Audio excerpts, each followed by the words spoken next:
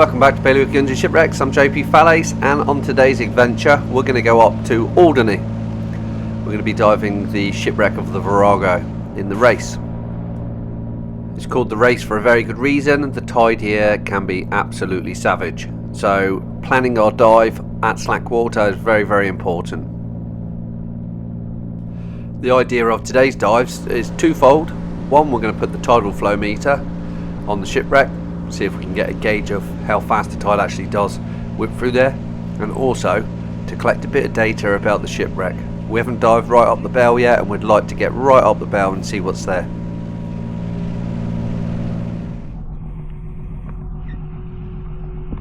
The first thing we do is put down a shot line. This is a length of rope with an anchor on the bottom, which basically tells you exactly where the shipwreck is. Our next mission is to lower down this tidal flow meter. So the tidal flow is the long silver thing on the top, and the base is just a bit of steel it sits in. And as you can see, it's not very hydrodynamically designed. It would just skit its way all the way down to the bottom. There's 3 or 4 lengths of rope. I think there's about 70 meters on each, so you can find it again on the bottom. It's not connected to the surface.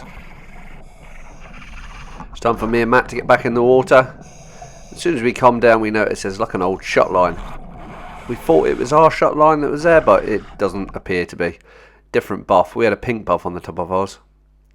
And these other lengths of rope are probably crab pots of some sort. And a little bit further down, the one that's running over the top of our line is for the tidal flow meter. Visibility is absolutely stunning for the Channel Islands. I'm going to say it's at least 20 meters.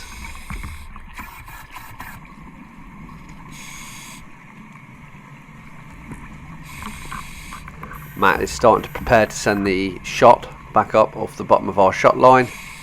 This is probably the worst job. It's my job, which is slightly easier, to tie it into something.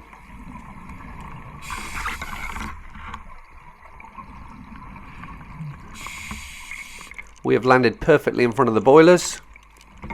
This is where the shot normally lands.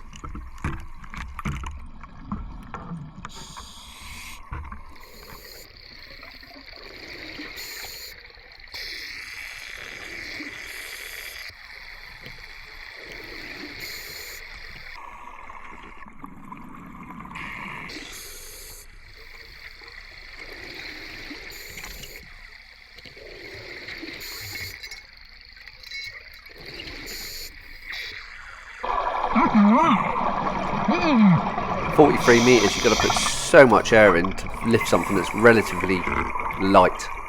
It only needs to be very slightly under, and it will come back down. And that's the thing that you don't want. You don't want it to go up and then come back down somewhere else, because it's lost forever. That's enough air this time. The higher it gets, the more the air will expand, the faster it will travel. Hopefully it doesn't burp itself on the surface and come straight back down. Our plan is now to go and see if we can find the tidal flow meter. One thing we don't want it to be done is on its side or upside down. There's no point in it being down here for a month and not getting any data. The data is collected, I think, from a 3 meter wide beam that comes off from it. Eagle-eyed people would notice that the tidal flow meter was on the left of that boiler then. We didn't notice when we were down there. We were too hell-bent on getting over the top of the boilers and having a look for the rope. We knew it wasn't too far because we could see that's our old shot line there, look. So maybe our buff is still up there somewhere. The plan was to go over the top of these boilers and try and find the rope to the tidal flow meter. We knew it was behind because that's the way our shot was coming down. It's interesting to note that the shot will be going northeasterly, and when the tide turns, it'll be going southwesterly. And we need to be on that shot just as it's starting to turn. If you're not on the shot when it starts to turn, the tide kicks in pretty quick, and I mean within minutes, and you'll never get back to it.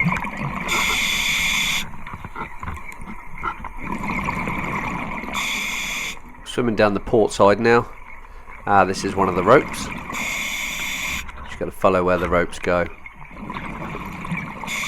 50-50 chance. Do I go right and look at the end that side, or do I turn around and go back the other way?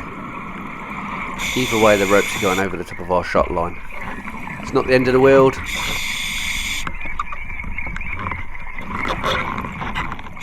Here's the actual side of the vessel here on the right hand side, and you can see loads of stuff stacked up on the right up on the rail. It's our first steam boiler, portable steamer. There's a bit of rust on that spindle, looks like it's been hit by something. And this is the below water line of the side of the vessel on our right hand side. Some big wrasse on it today. That one's huge. I think we chose the wrong way, so we're going to turn around and head back the other way now. This is the front end of that same steam boiler, and on the right hand side we should have another one. They're stacked facing each other in the rear hold, just behind the engine.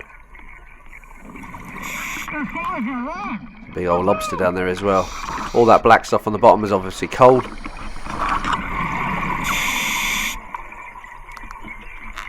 Those are winches on the left, and then big long tubes are the derricks, which would have lifted in and out the cargoes.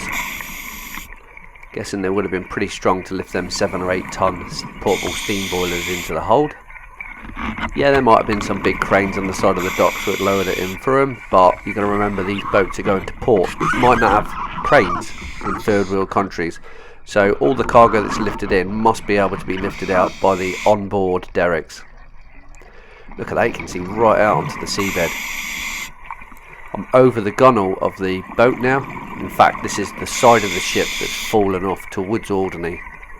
And on the left is that is actually the side of the ship, the original side.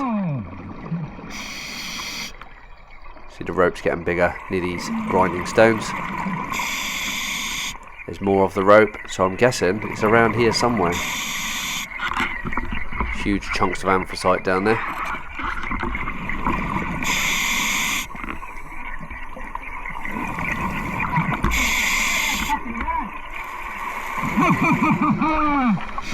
Matt's found it. We swam right the way around the long way just to find it.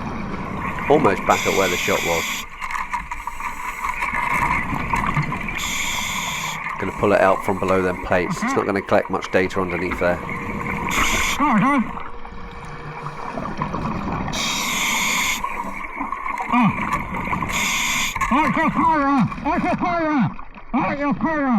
Watch your camera, Matt. It's actually underneath.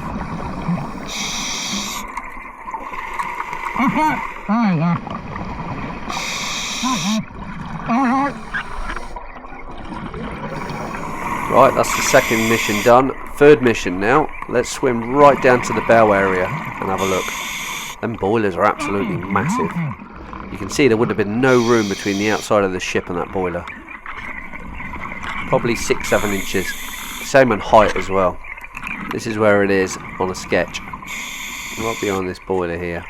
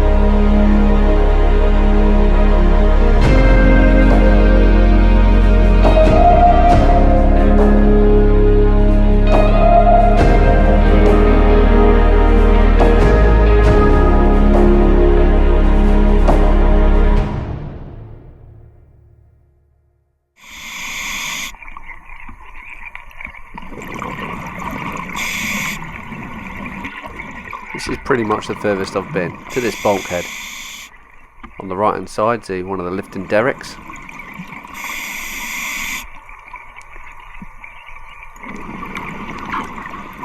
From now on, here forward, it's all new ground for me. It's amazing that bulkhead still stayed up.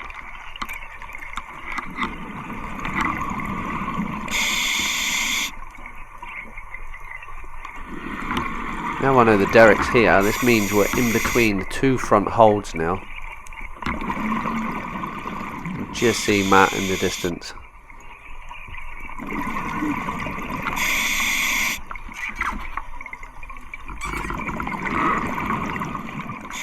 Looks like the front hold also had some spare wheels in it.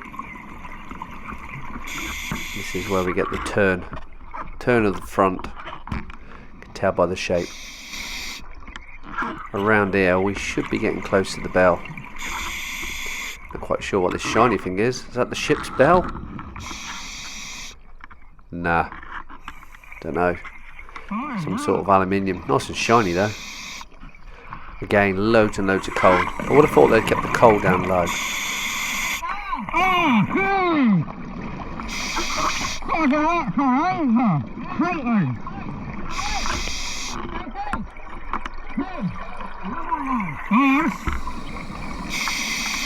A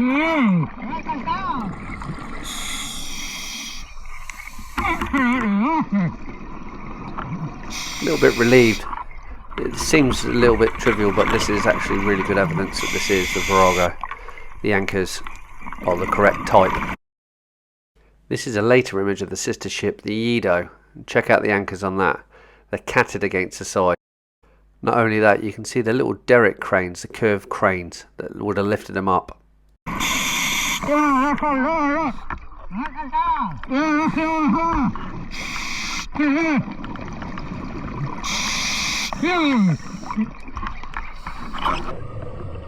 These little cranes are these things here. As I mentioned before, we need to be back at the shot line when that shot starts to go southwesterly. We're right up the bow of the ship and we're probably 130 feet away. You can see there's a porthole with the storm guard open. At least it's closed though. The Virago was a huge ship at 1,809 gross tons, 282 feet long, 34.8 feet wide and 19.6 feet deep.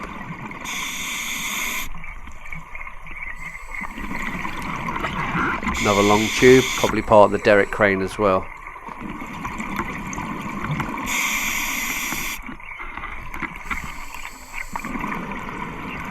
And this big conglomerate here is chain. Doesn't look like chain, but it is. So this is probably either chain as cargo or just spare for the anchors. See it all linked together. We're now back between the two front hulls in this bulkhead. And there's some bits for mooring the boat up.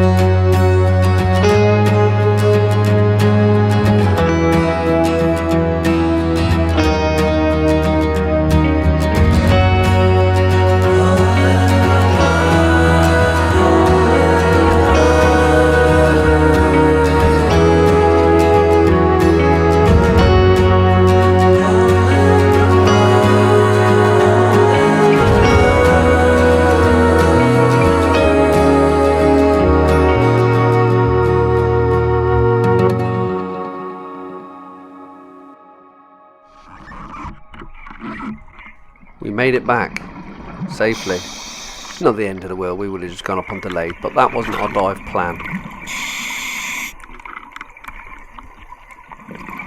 Matt's having one last check of the tidal flow meter. You can see one of Richard's ropes slowly slid down. So we'll just have to unhook that and then work our way back up the shot line. I have 26 minutes total time to surface, so we got a little bit of deco to be done.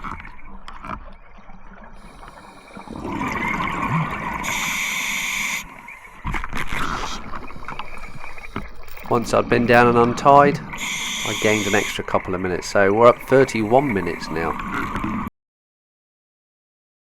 I'm on normal air, Matt's on helium, so he might even get out of the water before me. Look at that. Absolutely love this shipwreck. So much to look at. We're back on the shot at the perfect time. It's just starting to run southwesterly now.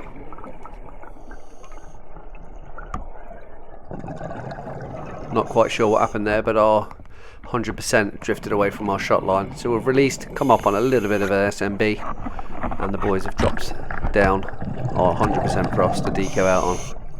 We don't need the 100%, but it's there just in case.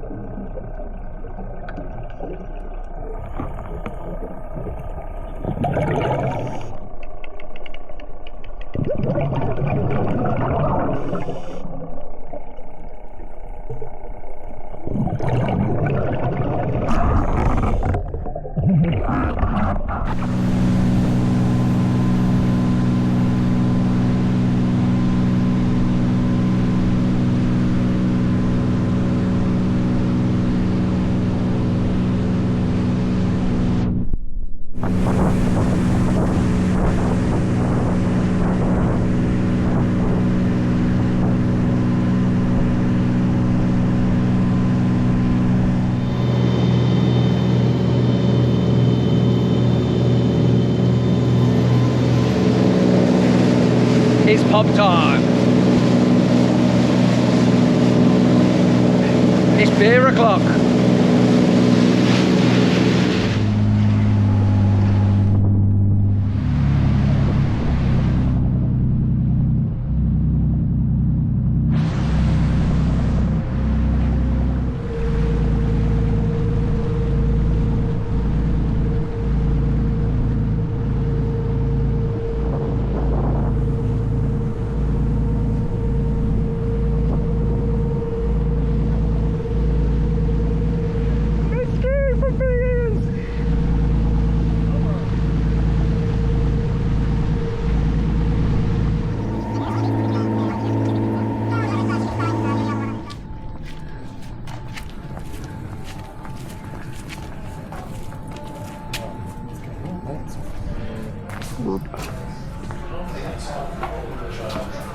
With only a few hours in Alderney, we crammed in as many pints as we could, whilst Matt took us to tea at the Campagna.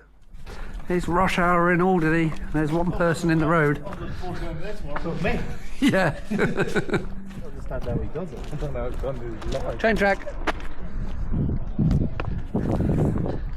Home time. Is it home time? It is. It is. We want a stable, which is making us go back home. Yeah, nasty Rich. Nasty Rich. He's our dive dad. He tells us what to do. He tells us to do it. Yeah, I'm going home. You can sleep on the beach. It's nice. No. I don't know. I reckon Bro Beach has got a room open. It's gotta be good. Are you paying? Yeah, all right. Shit, no, it doesn't. In the race. And somebody tried.